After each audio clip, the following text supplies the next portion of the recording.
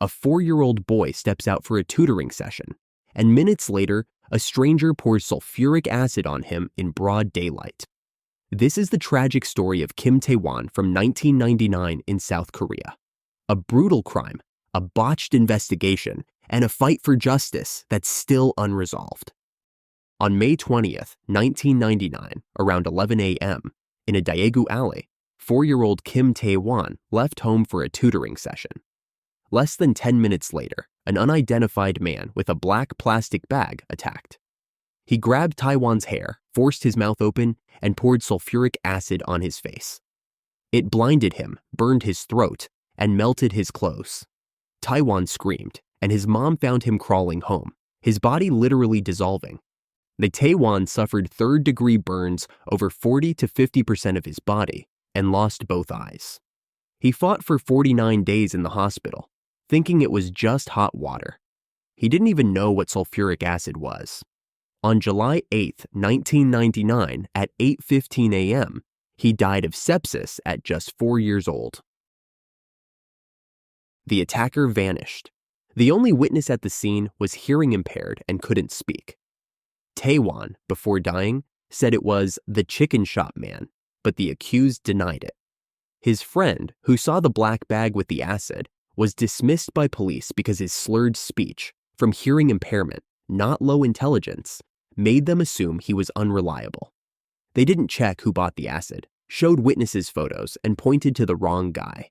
And during a reinvestigation, dug up the scene without equipment. And that hearing-impaired child, though unable to speak, still pointed to a black plastic bag and the chicken shop man. He even went as far as reenacting how Tae-wan got hurt at the crime scene, trying hard to help with the case. But his efforts went to waste. Tae-wan said the acid came from a black plastic bag, not a bottle. So they tested it. Plastic bags don't melt, and it's stable to carry. The attacker knew acid well. Pouring it without splashing yourself is tricky, though. Maybe they bagged his head and pulled it off. The police found this odd and fumbled the early investigation, says Tae-wan's mom. Korean broadcast aired it, and a guy called to confess, but it was a prank. The caller got arrested, and they aired a movie instead. In 2014, Real Story Eye noted 7 days left on the statute of limitations. The family extended it by 3 months via judicial review. Tae-wan's parents recorded 300 minutes of his testimony because police said, "Ask him yourself," then ignored it. 12 experts said it was reliable. Cops didn't care. These are some of his audio testimonies. 아저씨가 왔어. 그쪽으로 오더나. 그래 가. 네가 울었어? 아니, 뿌렸어? 왜 얼굴에 뿌릴 때 밥 나타나? 그래 부었는데 그때 사람은 안 보이더나? Public trust in the police tanked. They offered no apology or compensation, just excuses. On July 4th, 2014, prosecutors said no suspicion, but the family appealed, pausing the statute.